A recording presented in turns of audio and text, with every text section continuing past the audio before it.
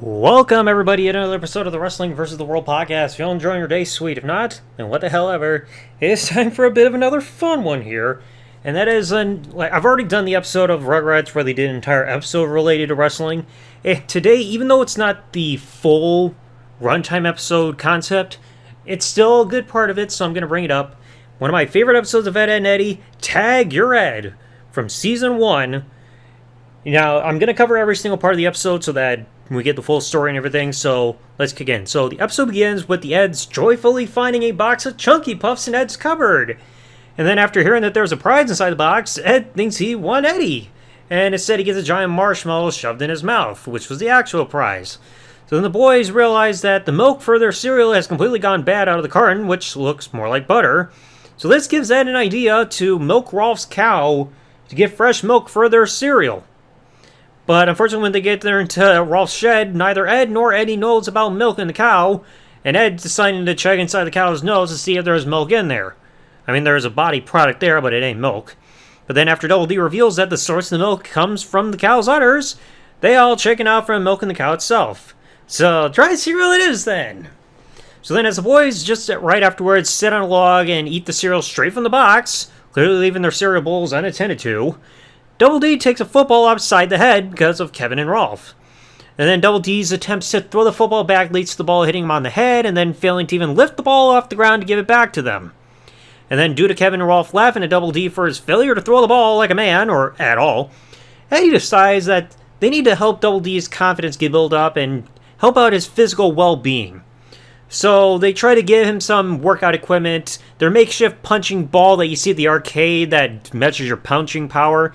It's too much for Double D to even punch to the point where he just about breaks his hand, so he gets a negative score for that physical strength. And their makeshift treadmill that they got from Timu didn't help either. And the jump rope doesn't work either after this because Double D forgets the fundamental part of jumping rope. The jumping part. And apparently Ed can drink the physical cereal from the box through a straw. I didn't know that was possible. So there is some hope because Double D then lifts a barbell like with weights on the sides that are big balls, but one falls off and then the rest of it looks like a black lollipop that's sticking out of the ground that it fused with. Damn. Then we get to the wrestling portion of the episode, which has two ropes all around, and one of the turnbuckles there is a potted palm tree. I didn't know that could withstand the ropes. So Double D's wrestling disguise involves a toilet plunger on his head, and he's hiding in a porta-shitter. I have a bad feeling that the plunger isn't new, since they struggled to even scam people out of quarters just to be able to afford jawbreakers. So Eddy assures Double D, aka the Masked Mumbler, that wrestling isn't about physicality, it's about strategy. I mean, it may work if you're a cowardly heel looking for cheap ways to win a match, but it doesn't quite work if you're a babyface. And then Eddy decides, oh, you need an opponent. Let's kidnap Plank and replace him with a log of wood, and that means Double D's got a challenger in front of no audience like we're in 2020 all over again. Oh, the memories. They also don't have a ring bell, so they have to resort to using a spoon and hitting a pot for their substitution, so they're working with what they got here. Then at the beginning of the match, Plank is sitting in a chair in the corner like we're prepping for a boxing match instead of wrestling.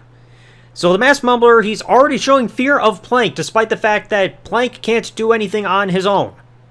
Like, is he the Undertaker or something? Like, I don't know who to friggin' root for here. Either Plank or the Pussy Plunger. So, Ed lets go of Plank, and it falls on Masked Mumbler's foot, causing an injury already, so the Plank has a target there. And then the Mumbler slips on Plank. Big rookie mistake. So Plank, he goes off the ropes like we saw Chucky do in the Rugrats episode, and he makes an impact with the top of Mumbler's plunger handle. And that leads to the revelation in one of the frames there that it's not all palm trees there, they also got a lamp there as a ring post substitution.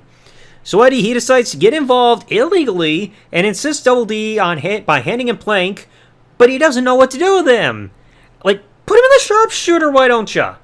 So then after yeeting Plank over his head, Double D gets another assist because then he's magically too tired to even pin Plank, so Eddy has to help him win by putting him on Plank and counting to 3 for this 6-star match. And since there's no security, Johnny hops into the ring, everything, and assaults Double D after the match while getting Plank back.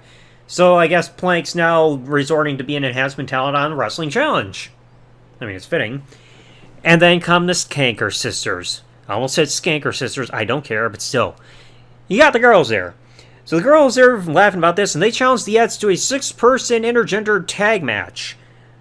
And Eddy accepts it, but then when Lee reveals that Marie and May are great at purple nurples, none of the boys know what that is, and Double D thinks that it's some kind of strudel filling. I think The Rock would say otherwise. So the benches are set around ringside, well, technically one bench, and it's filled with Cul-De-Sac kids, which drew no money at the gate, but it came with free milk because of Rolf's cow. I mean, I hope the cow had a good time. I mean, you gotta at least save some for the cereal, dude. I mean, that's what the ads were wanting, like, in the first place. And apparently this construction site event is called the Cul-De-Sac Wrestling Championship. So the C-D-S Wrestling Championship, something like that, I don't know. And that means they're paid with handshakes and contract breaches. Hope you didn't sign anything illegal there. So, apparently the tag match is called the Erupting Eds versus the Calcifying Cankers, with Ed doing Triple H's spit routine with cereal instead of water, and based on the crowd response, the Eds are the baby faces here. And since they don't have elbow or knee pads available for Double D's protection, he's got to use rolls of toilet paper. Probably stocked up on that during the pandemic, didn't they? And based on the interactions here, we're starting with Double D and Marie being the legal participants, and we realize that Marie can see through the mask mumbler's disguise. How? It was so foolproof. Double D, I realize here, he's not athletic enough to do anything in terms of offense, but he's limber enough to be used as a human jump rope by Marie. I mean, you should have gone to her for her to teach you how to jump rope earlier. That could work. So then Rolf even throws out the line saying, "Your gardens are grown and your cucumbers are soft." Rolf, what kind of show do you think this is?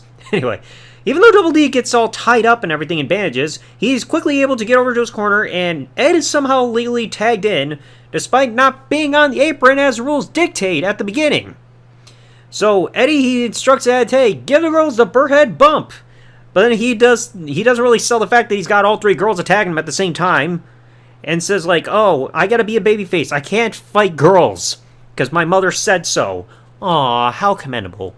So then Eddy is somehow legally tagged in, but despite the fact that he is also in the ring at the time instead of on the apron. And the Kanker sisters proceed to do a big 3-on-1 handicap assault on Eddy, yet his so-called friends are eating chunky puffs in the corner amidst his suffering. Wow, friends indeed. So then, the end of the match, Lee resorts to playing Eddy like he's an accordion, and all three girls continue to assault him by standing on the top of each other's shoulders and throwing Eddy down at least 15 feet in the air, down into that cooking pot that we saw earlier with Lee holding Eddy and flipping Eddy around like a pancake. Then Eddy is thrown back up, tumbled up, and slammed back down to the ring, and then Marie jumps off top of her sisters into a big splash that's at least 10 feet in the air. And then Eddy gets whipped off the ropes, Lee off another, into a big mid-air spear. Why have we never seen that in actual wrestling outside of a cartoon? And then the whole match concludes with all three of the Eds getting tied together and the Kanker sisters walking away, despite there being no referee to make the call. So it's like the Eds tried to help Eddy, or Double D, out, and it failed miserably because nothing got accomplished outside of them being embarrassed. So, congrats on the burial, guys. So yeah. I mean, this was actually, like I said, this was a really fun episode to go back and watch. I mean, maybe it's because, like, I'm a big Ed and Eddy fan, and I live for this nostalgia here. But I like this. Bring in the wrestling, bring in some comedic humor there, and the cartoonish effects in here and everything like that. But I really hope that Double D washed that plunger he was wearing on his head. It probably came from Ed's basement or something, because we know he doesn't keep that area clean. But anyway, let me know in the comment section below, for anybody who's seen this episode of Ed and Eddy where they had wrestling here, let me know what you all thought about it in the comment section below. If you enjoyed today's episode, folks, please remember, leave a like, subscribe with the bell turned on here on YouTube, comment what you thought below, and I'll catch you guys next time. Thanks for watching, folks. Like, comment, subscribe. Peace out, and good day, everybody.